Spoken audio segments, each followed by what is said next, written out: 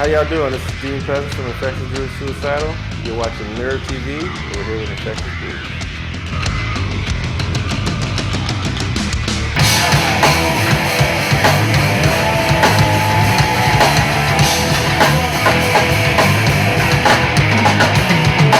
The name Infectious Grooves itself was thought of by a keyboard player named Dave Dunn, I think. They were doing the session, Mike and Robert started. And I think Dave turned around and said, oh, you know, these grooves are really infectious. And I think Mike was like, yeah, that's it, Infectious Grooves. You know?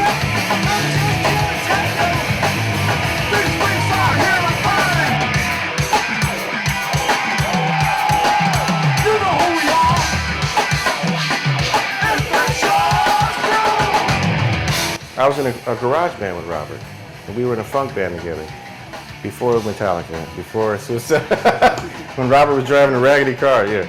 And him and Mike had got a project going in Suicidal, and he called me one day. He says, you know, we're doing these tracks. Do you want to come down and meet Mike? Yeah. Okay, so I bring my Strat and my wah-wah pedal, and they have me play on these songs, and I'm playing, and Mike is looking at me with the bandana on, you know. I said, this guy hates me. He doesn't like me at all. Then he took me outside and said, hey, you know, can you come back tomorrow? I guess he doesn't hate me.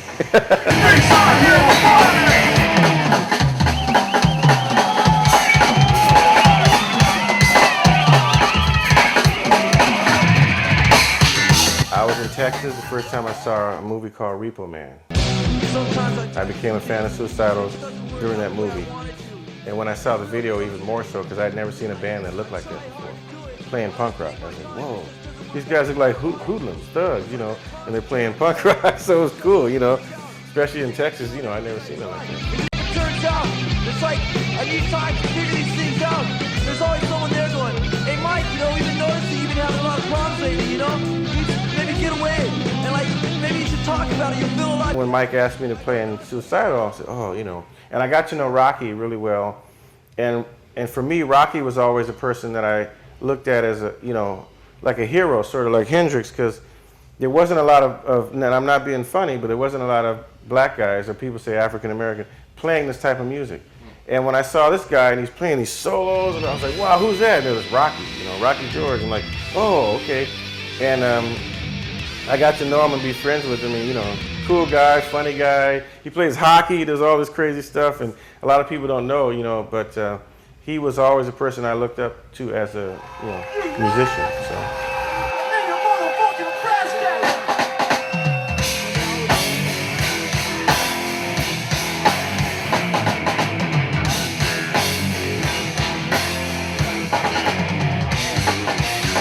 Some people have said that before, like, oh, you know, some of the Infectious sounds like Suicidal or Suicidal Infectious.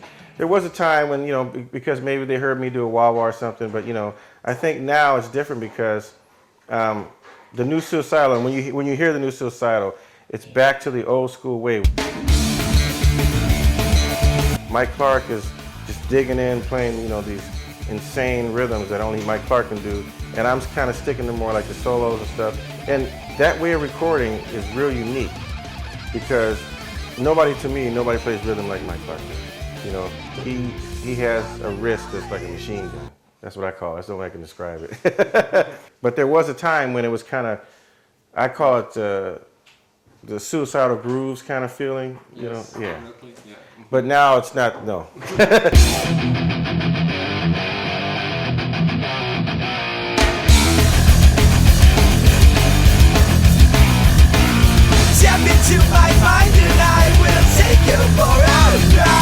It's been 10 years since the new Infectious record. It's not for the lack of stuff.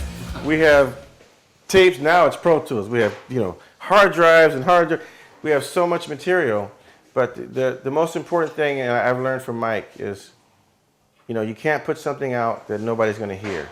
So he would rather, like, do it at the right time.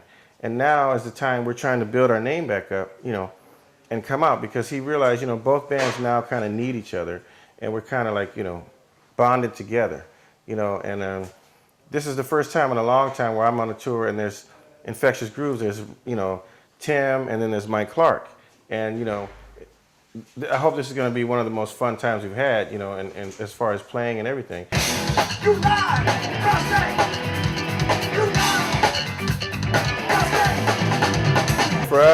it's very important to play live because, you know, the people pay their money, they work hard to come see the show. We want to give them the best, always, you know.